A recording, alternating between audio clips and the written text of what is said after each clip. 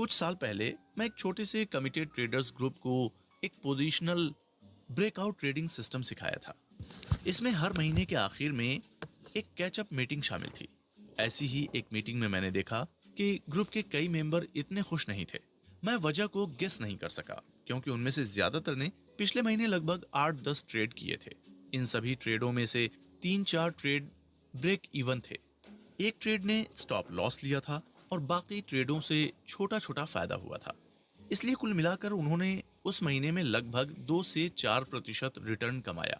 ये परफॉर्मेंस भी तब आया जब निफ्टी गिरावट में था, लेकिन उनमें से ज्यादातर सेटिस्फाइड नहीं थे। जब मैं बात की तह तक गया तो मुझे इसकी वजह समझ में आई। मैंने उन्हें कहा था कि वे 1 लाख रुपए की छोटी पूंजी लगभग $1300 से शुरुआत करें।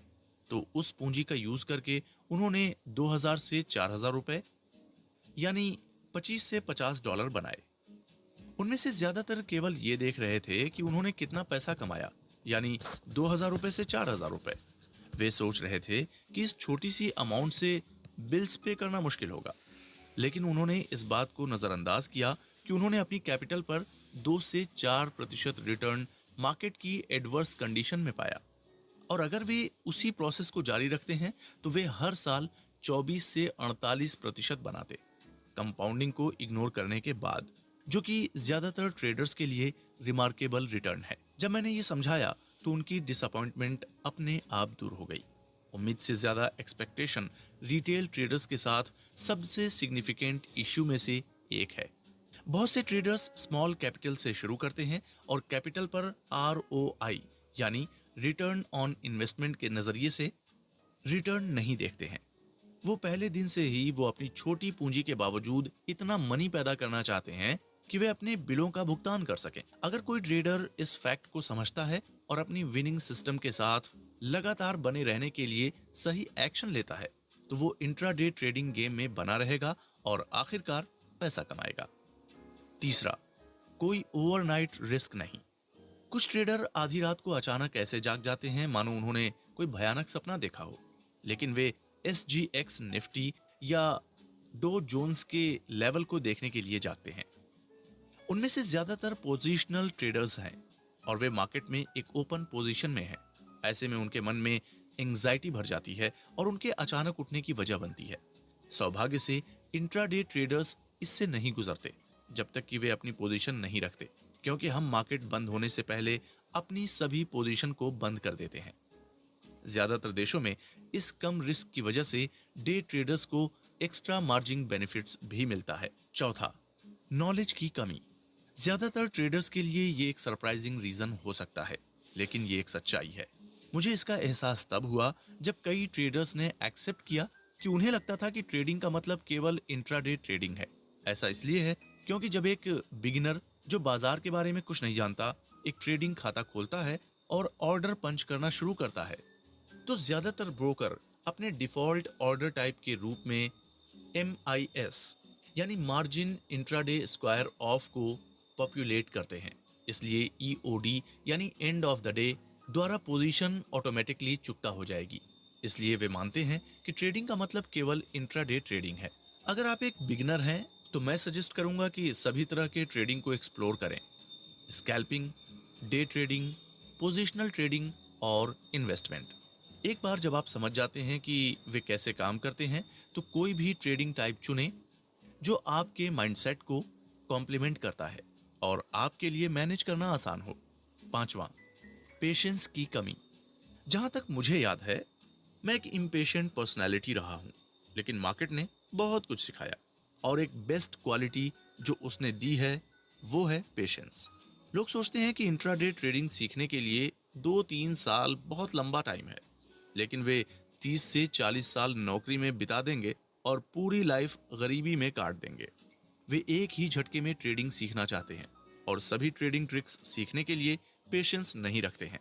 वे मानते हैं कि डे ट्रेडिंग में कम स्किल्स की जरूरत होती है और ट्रेडों को मैनेज करने के लिए केवल कुछ मिनटों की जरूरत होती है। लेकिन अगर किसी आदमी के पास प्रॉपर पेशेंस नहीं है तो वो यहाँ सरवाइव नहीं कर सकता है। इससे कोई फर्क नहीं पड़ता कि आपके पास कितना जुनून या एनर्जी है। यदि आपके पास पेशेंस नहीं है तो आप जल्द ही डे ट्रेडिंग में हार जाएंगे। हमेशा याद रखें, रोम एक दिन में नहीं बनाया गया था, बल्कि रोम हर दिन बनाया गया था। लोग असल में डे ट्रेडिंग नहीं कर रहे हैं, वे सिर्फ गैम्बलिंग कर रहे हैं। एक दिन मुझे एक अधेड़ उम्र के आदमी का फोन आया। उसने अपना परिचय दिया और जानना चाहा कि क्या इंट्राडे ट्रेडिंग में पैसा कमाना पॉसिबल है। मैंने उसे बताया कि ये उस इंसान पर डिपेंड करता है, मार्केट के लिए उसकी इच्छा और इस पर कि वो अपने ट्रेडिंग को कैसे एग्जीक्यूट करता है। इसके अलावा मैंने ये भी समझाना शुरू किया कि कैसे मनी मैनेजमेंट और ट्रेडिंग साइकोलॉजी डे ट्रेडिंग में जरूरी रोल निभाते हैं।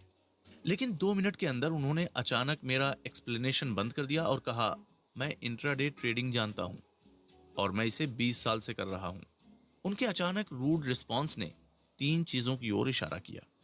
पहला, वो सोचता है कि अगर कोई शख्स एक MIS ऑर्डर यूज करके एक ट्रेडिंग दिन के अंदर शेयर बेचना और खरीदना जानता है, वो शख्स इंट्राडे ट्रेडिंग जानता है। वो इंट्राडे ट्रेडिंग की उसकी लिमिटेड डेफिनेशन है। दूसरा, उसके पास पेशेंस की कमी है और वो मनी मैनेजमेंट और ट्रेडिंग साइकोलॉजी के लिए एक क्लोज्ड माइंडसेट रखता है। जब तक वो इस माइंडसेट को नहीं बदलता, मुझे डाउट है कि वो इंट्राडे ट्रेडिंग में पैसा बना पाएगा। तीसरा, इन 20 सालों से वो इंट्राडे ट्रेडिंग नहीं कर रहा था। वो अपने दिमाग के थॉट प्रोसेस के बेस पर हर दिन रैंडमली कुछ दांव लगा रहा था। गैम्बलिंग, ऑनलाइन गेम और डे ट्रेडिंग अक्सर एक ही तरह से समझे जाते हैं, इसलिए कई लोग मानते हैं कि वे सभी सेम हैं। ट्रेडिंग की दुनिया में एक फेमस कहावत है, drawing a circle and waiting for a cow to enter is gambling. एक सर्कल खींचना और गाय का उसके अंदर से गुजरने का वेट करना गैम्बलिंग है। गाय को ढूंढना और उसके चारों ओर एक सर्कल बनाना ट्रेडिंग है। मुझे नहीं पता कि ये स्टेटमेंट किसने दिया है, लेकिन ये गैम्बलिंग और ट्रेडिंग का फर्क एकदम सही तरीके से बताता है। ज्यादा क्लियर करने के लिए मैं कुछ एग्जाम्पल दे सकता हूँ। इफ यू आर गेसिंग, यू आर गैम्बलिंग। एक स्थानीय सब्जी विक्रेता जो अपने ठेले से गली गली सब्जियां बेचता है, प्राइमरी बाजार या आसपास के गांवों से थोक में सब्जियां खरीदता है और कम क्वांटिटी में कई लोगों को ज्यादा प्राइस पर बेचता है। आपको लगता है कि वो गैम्बलिंग है? यदि आपका आंसर है नहीं, तो इंट्राडे ट्रेडिंग भी गैम्बलिंग नहीं है। सब्जी विक्रेता अपना हिसाब लगाता है और कुछ फायदा कमाने के लिए सब्जियों को ऊंचे दामों पर बेचता है। उसी तरह कीमतों में उतार चढ़ाव का हिसाब करने और ट्रेडों को लेने के लिए डे ट्रेडर्स की अपनी तकनीक होती है। लेकिन मेन मुद्दा यह है कि बहुत से लोग इस एनालाइजेशन को नजरअंदाज कर देते हैं।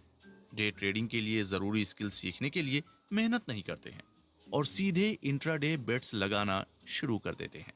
हम एक और एग्जांपल ले सकते हैं। IPL ने भारतीय क्रिकेट के माहौल को बड़े लेवल पर बदल दिया, बल्कि ये कई युवा भारतीय क्रिकेटरों के लिए अपना टैलेंट दिखाने और देश के लिए खेलने का नंबर 1 प्लेटफॉर्म है। लेकिन कई लोग IPL के हर मैच पर सट्टा लगाते हैं और वे पैसे गंवा देते हैं। ऐसे में क्या आपको लगता है कि IPL खराब है? IPL सिर्फ एक फैंटास्टिक प्लेटफॉर्म है।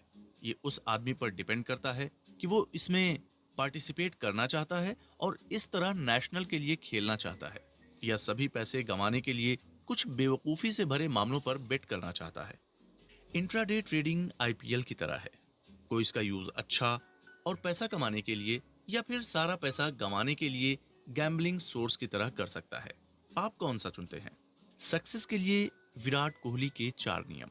क्या आप जानना चाहते हैं कि विराट कोहली इस प्लेनेट पर सबसे सफल क्रिकेटर क्यों है? कई रीजंस हैं, लेकिन आइए केवल 4 रीजंस की स्टडी करें और समझें कि उन्हें कैसे लागू करें इंट्राडे ट्रेडिंग में।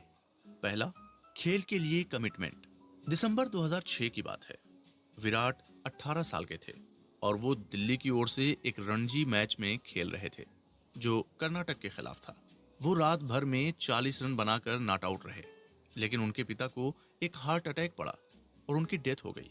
सभी को उम्मीद थी कि विराट चले जाएंगे, लेकिन सभी के लिए ताज्जुब की बात रही कि वो बल्लेबाजी करने के लिए लौटे, जबरदस्त तरीके से 90 रन बनाए और मैच बचा लिया। क्या आप उसकी कमिटमेंट के लेवल को इमेजिन कर सकते हैं? मार्केट के लिए अपनी कमिटमेंट की कमी के लिए लोग कई बहाने बनाते हैं। इन बहानों में नौकरी का दबाव, फैमिली इश्यूज, इंफ्रास्ट्रक्चर की कमी, नॉलेज की कमी वगैरह वगैरह शामिल हैं। लेकिन आपकी लाइफ में या तो बहाने या रिजल्ट हो सकते हैं, दोनों नहीं हो सकते हैं। इसलिए अगर आप रिजल्ट चाहते हैं तो बहाने के बारे में बात करना बंद कर दें, क्योंकि जब आप बहाने नहीं बनाते तो आपका दिमाग प्रॉब्लम से निपटने का रास्ता खोज लेगा। दूसरा, फोकस का पावर। आजकल हमारे जीवन में बहुत सी ऐसी चीजें हैं जो आसानी से हमारे मन को अपने गोल पाने से डिस्ट्रैक्ट कर सकती हैं। लेकिन अगर आप डिस्ट्रैक्शन से बच सकते हैं और अपने काम पर फोकस कर सकते हैं तो सक्सेस आपके दरवाजे पर दस्तक देती है। विराट इसमें मास्टर हैं और वो हमेशा क्रिकेट पर फोकस करते हैं। कई ट्रेडर्स एक ट्रेडिंग सिस्टम पर टिक पाते हैं। जब आप किसी आदमी के साथ कुछ टाइम के लिए रहते हैं तभी आप अलग अलग कंडीशंस में उस शख्स के नेचर को जज कर सकते हैं। इसी तरह जब कोई ट्रेडर एक ट्रेडिंग स्ट्रेटजी का काफी समय तक यूज करता है तभी उसे पता चलेगा कि ये स्ट्रेटजी कब ज्यादा फायदा देती है या कब नुकसान।